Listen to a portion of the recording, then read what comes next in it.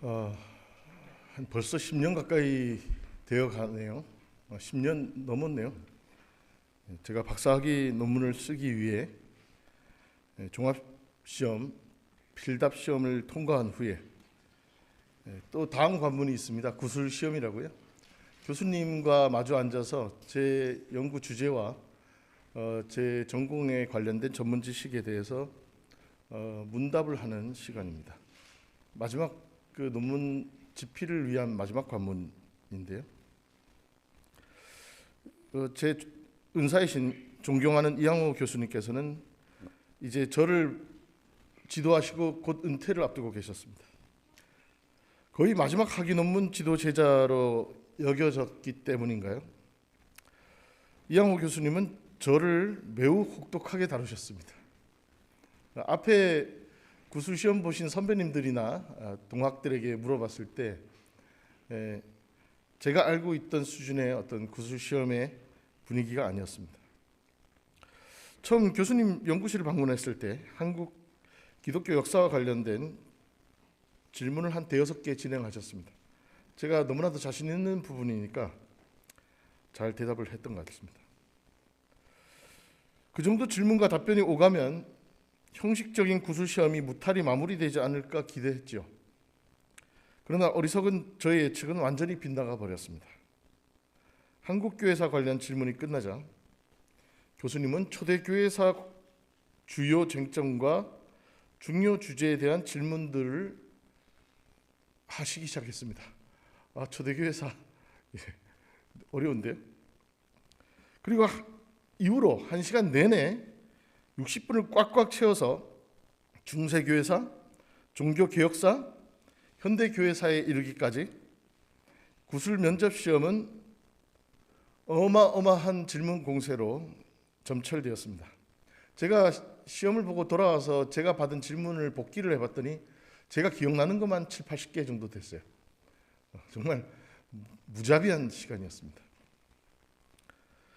2000년의 세계교회사의 역사, 그 시공을 넘나드는 주요 사건과 인물, 신학과 이론 등에 대한 다양한 질문 공세 속에서 저는 학위 논문의 마지막 관문인 구술시험에서 멘탈이 완전히 나가버렸고, 그때 구술시험을 통해 오히려 귀한 교훈을 얻을 수 있었습니다. 그동안 제가 공부한다고 했던 모든 것들이 아무것도 아니었으며 아직도 한없이 부족하며 더 배우고 깨우쳐야 하는 비루하고 한심한 수준의 미숙한 연구자라는 실존을, 제 자신을 알게 해준 시간이었던 것입니다. 아마 이양호 선생님은 저에게 이런 의도로 그 마지막 구술시험을 진행하셨던 것 같습니다. 너는 이제 공부와 배움의 첫발을 내딛는 것에 불과한 것이지 결코 공부를 마무리하는 것이 아니다. 앞으로 더욱 겸손하고 더욱 겸손해라. 이 가르침은 여전히 저의 목회자, 연구자로서의 정체성에 시금석처럼 함께하고 있습니다. 공부의 양이 많아지고 그 깊이가 깊어질수록 나의 무지의 양도 비례해서 커지고 많아지고 더 깊어진다는 단순한 진리를 몸으로 체득할 수 있는 귀한 시간이었습니다. 그 1시간 동안의 질문 폭격으로 인해 저의 간담을 서늘하게 만드신 이양호 교수님, 그분이 하셨던 수많은 질문 중에 제가 나름대로 힘있게 답변했던 질문이 하나 기억이 납니다.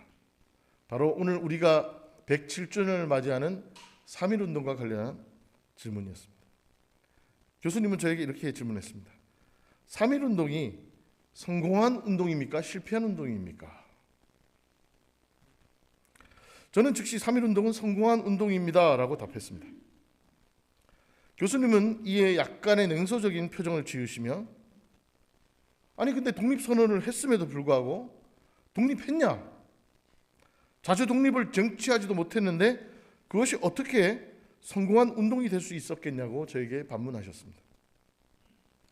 저는 거기에 기세에 눌리지 않고 3.1 운동이 비록 당시에 소기의 목적을 달성하지 못했다 할지라도 그럼에도 불구하고 오늘의 대한민국의 토대가 되는 건국 이념과 정신, 임시정부 수립이라는 역사적 시스템 구축 등의 그리고 이후에 뜨거운 독립투쟁의 역사로 이어지는 가시적 성과가 있었고 3.1 운동의 참여를 통해 온 결의가 근대 민주주의 독립국가의 시민으로서 정체성을 자각하고 공유할 수 있게 되었다는 점을 강조했습니다.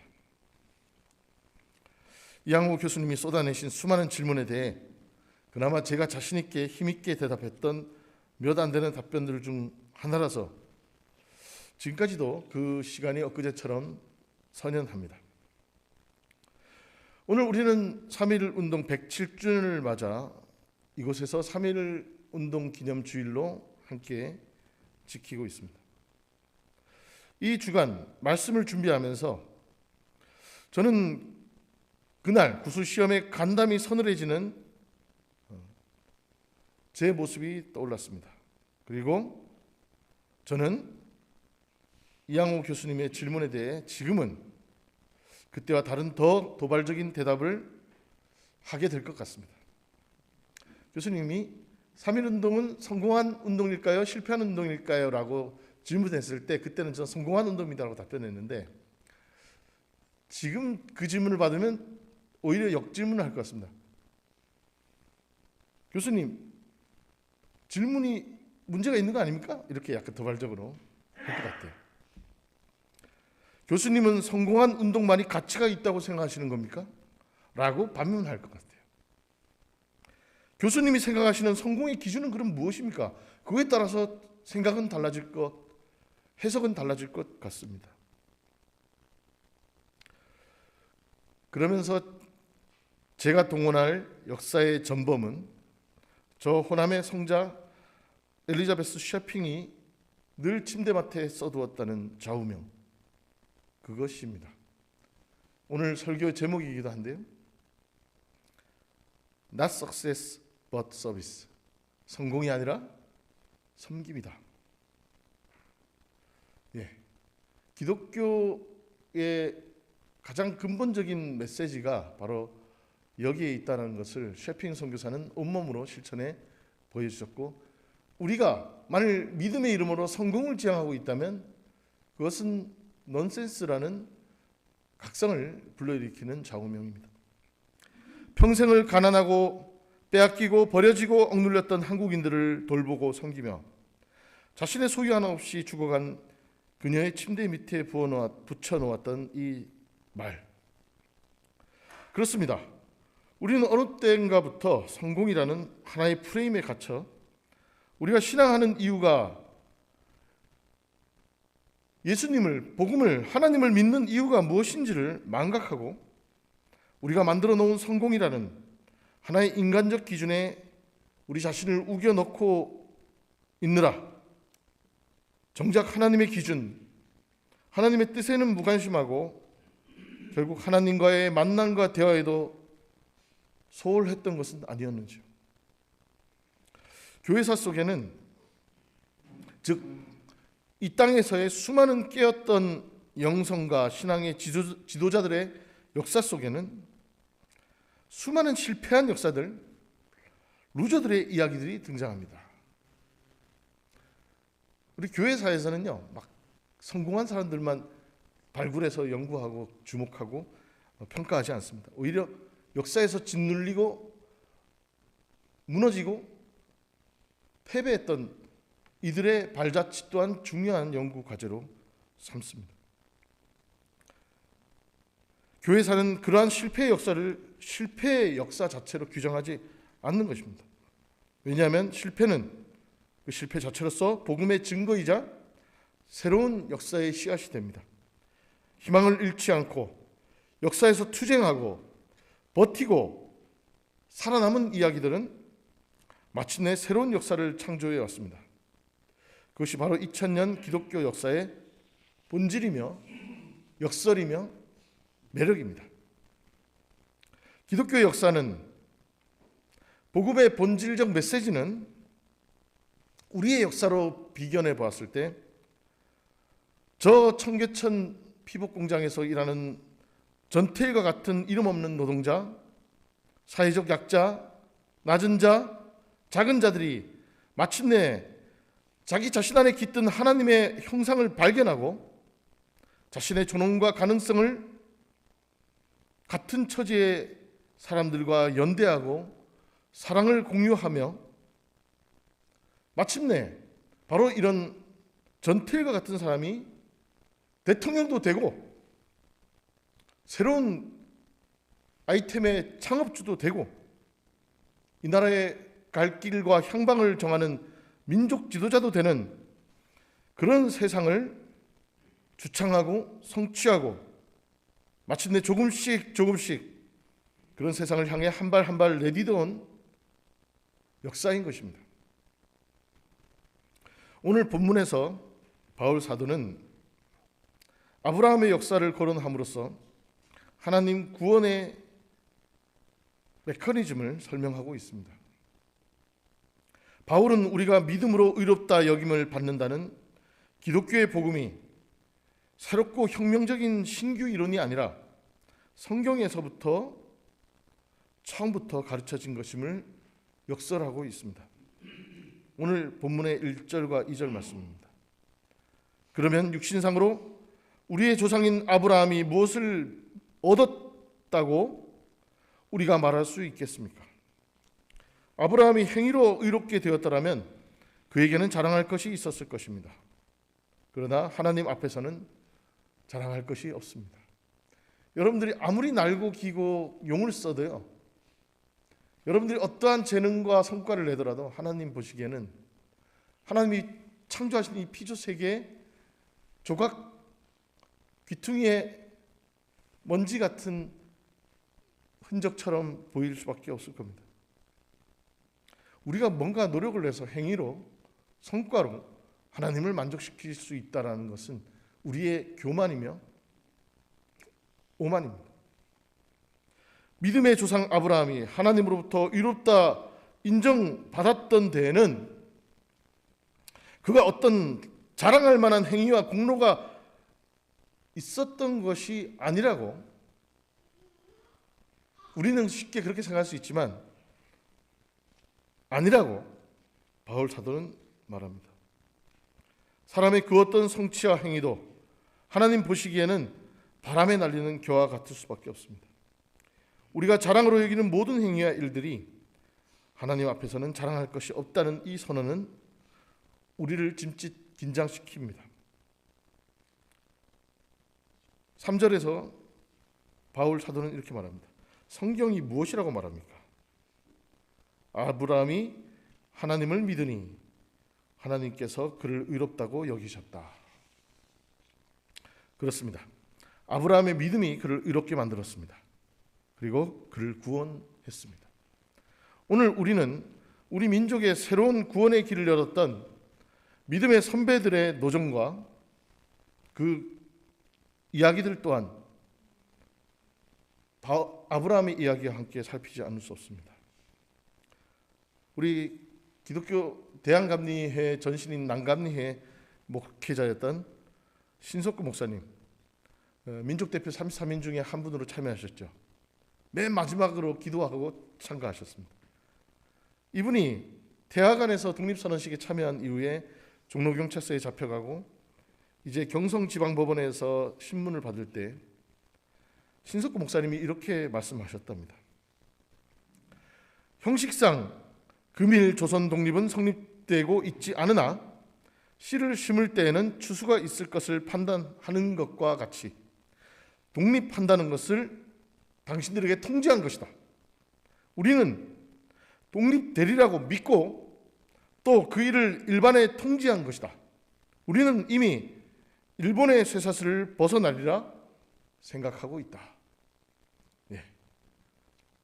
그 종로경찰서에 끌려가가지고 고문당하고 경성지방법원에서 신문당하는 그 엄중한 자리에서 우리는 이미 독립될 줄 믿고 선언한 것이다.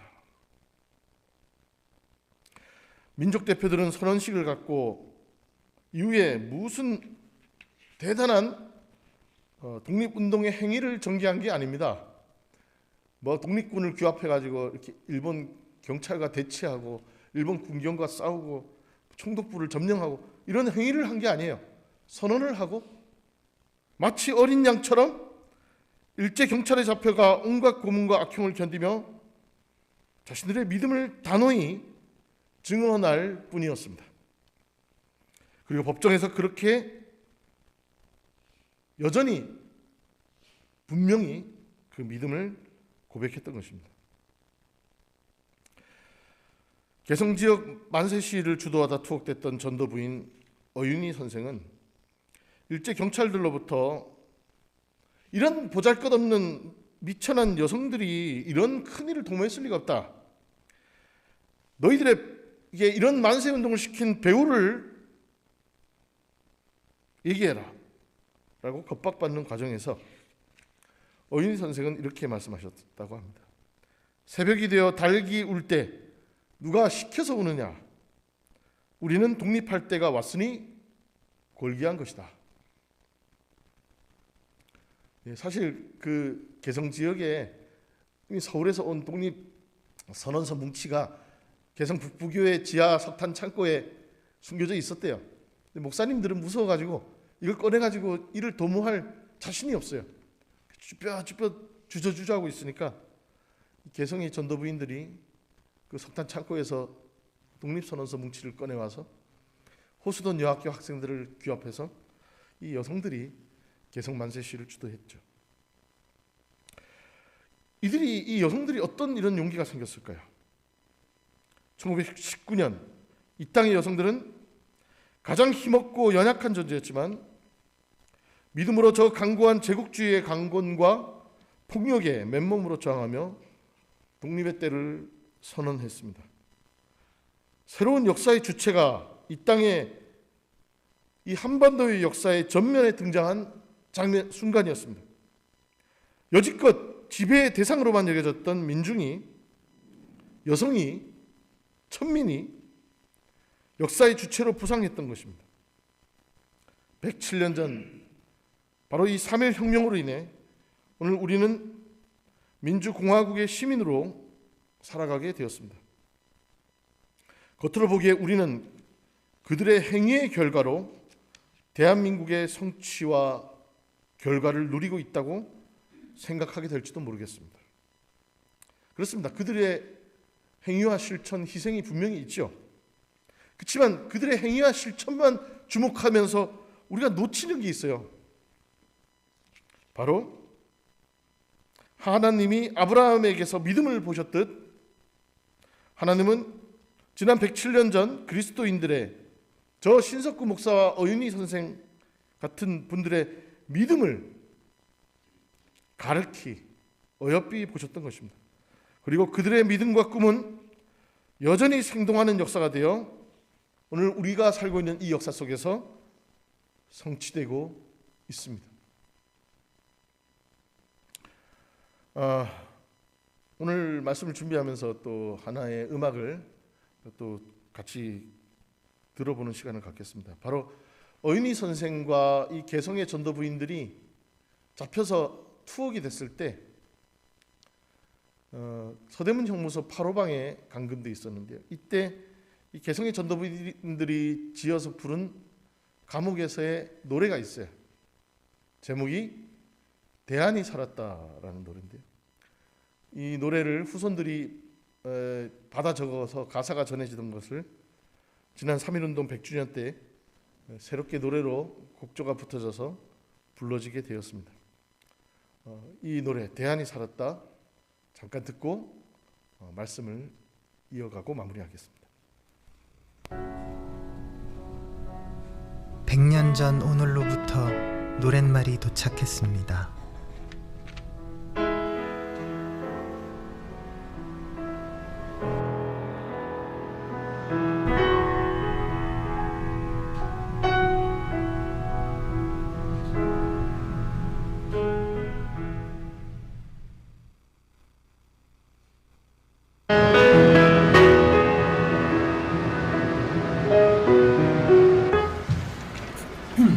독립운동 하시던 분들 중에 여성 감옥에 투옥된 7분께서 부르시던 노래라고 들었고요. 독립운동가의 아들이 본인의 어머니가 부르시던 노래를 복귀한 가사라고 들었습니다. 사라질 뻔한 노래였는데요. 새로운 선율을 입혀서 우리가 다 같이 기억해야겠다고 생각했습니다. 이 노래를 직접 부르셨을 분들을 떠올리면서 참혹하고 절망적인 심정이셨을 텐데, 새로운 선율을 붙일 때는 미래를 그리는, 희망을 그리는 그런 선율로 만들어 봐야겠다고 생각했습니다. 잊지 않도록, 기억할 수 있도록, 대한민국 모두가.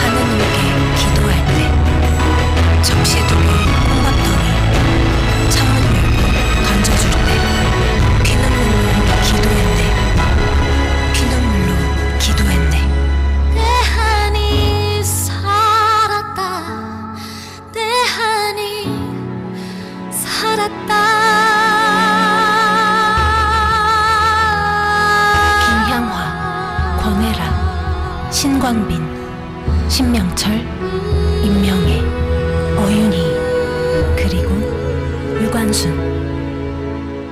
당당한 내일을 노래하던 뜨거운 목소리 잊지 않겠습니다.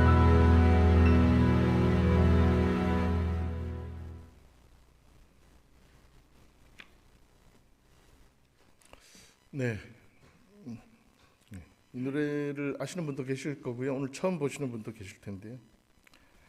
앞서 말씀드린 개성 전도부인들 중에 한 명이었던 신명철, 신영식이라고 불렸던 시각장애인 전도사, 그분의 아들이 문수일 씨인데요. 그분이 이 신명철 전도사로부터 이 노래 가사를 받아 적어 둔 것이 오늘 이 노래를 가능하게 했다고 합니다.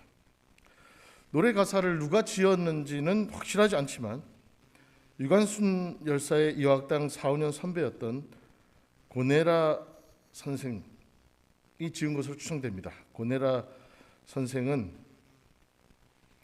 그분의 손자의 증언에 따르면 할머니가 명창처럼 노래를 잘하셨는데 노래 가사를 잘 지어 부르셨다고 전합니다. 앞서 이 8호방에 수감되어 있었던 여성들 8명 중에 권애라, 신명철, 신관빈, 어윤희 이 3명은 개성의 호수던 여학교 교사이거나 개성 북부교회 전도부인 전도사들이었습니다. 우리 감리교회 우리 신앙 선배들입니다. 독실한 크리스찬들이죠. 임명애 선생은 최근에 구세군 역사박물관에 황선엽 사관님에 의해서 역사가 발굴이 됐는데요. 파주 지역 3.1 만세운동을 주도했던 한 여성 임명애가 알고 보니 구세군 부교였습니다. 구세군 사관이에요. 크리스찬이죠. 그래서 지금 구세군에서도 임명애 선생에 대해서 다시금 연구하고 많이 알리고 있습니다. 그리고 너무나도 잘 아는 유관순. 이들이 다 같은 밤 서대문용서 8호방에 앉아서 이 노래를 지어 부르고 옥중투쟁을 했습니다. 그리고 이 7명의 여성 외에 김향화는 기생이었습니다. 수원 지역 유명한 기생이었고 수원 지역에 기생조합을 만들어서 그 기생들을 이끌고 병원에 건강검진을 받으러 가는 중에 기생들이 집단적으로 만세운동을 하다가 집단 투옥이 됐는데요. 이때 그 주도자가 김향화였기 때문에 이 8호방에 함께 붙입니다. 다 기독교인들이고 전도부인들이고 기독교 교사들인데 기생이 이 방에 같이 있어요. 저는 김향화를 보면서 구약성서 여호수아서에 등장하는 이방인 기생 라합이 떠올랐습니다. 비록 그의 선 자리는 천하고 미천한 곳이었지만 그 또한 하나님의 뜻에 순종하여 믿음의 행동을 했을 때 새로운 역사를 창조했던 그 라합의 캐릭터가 이 조선 땅에서는 김향화와 오버랩되는 겁니다. 그리고 바로 이 서대문용서 8호방에서 불려진 이 대안이 살았다 노래는 단순히 믿음의 고백을 넘어서 비기독교인 일반 세속의 저작거리의 사람들도 함께 누리고 기뻐할 만한 새로운 나라, 새로운 구원의 선포였다라는 것을 저는 이곳에 함께한 김향화의 이름이 증명하고 있다고 생각합니다.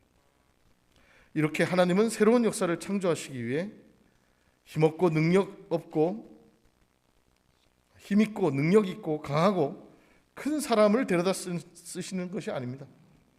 오히려 힘없고 능력 없고 약하며 작은 사람들이지만 그들의 믿음을 귀히 여기시며 믿음의 사람들의 연대와 협력 속에서 함께 일하십니다. 오늘 우리나라가 내란을 극복하고 민주주의의 회복력과 창조성을 발휘하게 된 이면에는 바로 이러한 신앙의 선조들이 보여준 믿음의 토대가 있었기에 가능했다라는 고백을 하지 않을 수 없습니다. 기미 독립선언서 말미에 우리 신앙의 선배들은 선언서에서 이렇게 외칩니다. 오늘 우리의 조선 독립은 조선 사람으로 하여금 정당한 삶과 번영을 이루게 하는 동시에 동양의 평화가 중요한 일부가 되는 세계 평화와 인류 복지에 꼭 있어야 할 단계가 되는 것이다. 이 3.1 운동이 그냥 우리 민족의 독립 쟁취로만 끝나는 이기적 운동이 아니라 동양의 평화와 인류 평화, 세계 복지를 향한 하나의 과정이다라고 이 위대한 선언을 하는 겁니다. 그리고 외칩니다. 아, 새 하늘과 새 땅이 눈앞에 펼쳐지느나 힘의 시대는 가고 도의의 시대가 오느나 지나간 세기를 통하여 깎고 다듬어 키워온 인도적 정신이 바야흐로 새 문명의 소강을 인류 역사 위에 번지기 시작하느냐. 20세기 초 지구촌에서 가장 미약하고 존재감 없었던 식민지 조선 땅에서 새 하늘과 새 땅이 선포되고 민족의 안위와 번영만을 모색하는 것이 아니라 세계 평화, 인류 복지의 새로운 비전을 설파하고 이제 힘의 시대는 가고 도의의 시대가 개막되고 있음을 바라보았던 그들의 눈에는 단순한 인욕과 인간적 욕심을 넘어선 하나님 나라의 비전과 믿음의 시선이 있었습니다. 3.1 독립선언 107주년 기념주의를 맞아서 우리도 아무 공로 없지만 이제는 독립된 역사의 주체로서 이 새 문명의 서광을 열어가는 믿음의 사람, 하나님의 형상을 이 땅에서 회복하며 여전히 어둠 속에서 하나님의 형상을 회복하지 못하는 이들을 일으켜 세워주는 복 있는 사람들이 되시기를 간절히 축원드립니다. 기도하시겠습니다. 저 춥고 척박한 서대문 형무소 8호방 아래에서도 대안이 살았다 외치며 하나님께 무릎 꿇고 기도했던 그 첫 신앙인들의 믿음을 기억합니다. 그들의 그 믿음이 우리를 살렸고 오늘 우리를 또한 믿음의 길로 인도하고 있음을 고백합니다. 주님, 성공이 아니라 섬김이라는 우리 셰핑 선교사님의 그 가르침을 기억하며 비록 당장은 실패해 보이는 일들 앞에 무릎 꿇지 말고 더 어깨를 펴고 당당히 나아가는 복된 대안의 시민, 믿음의 자손들이 될 수 있도록 주님 인도하여 주옵소서. 예수님의 이름으로 감사하며 기도드렸습니다.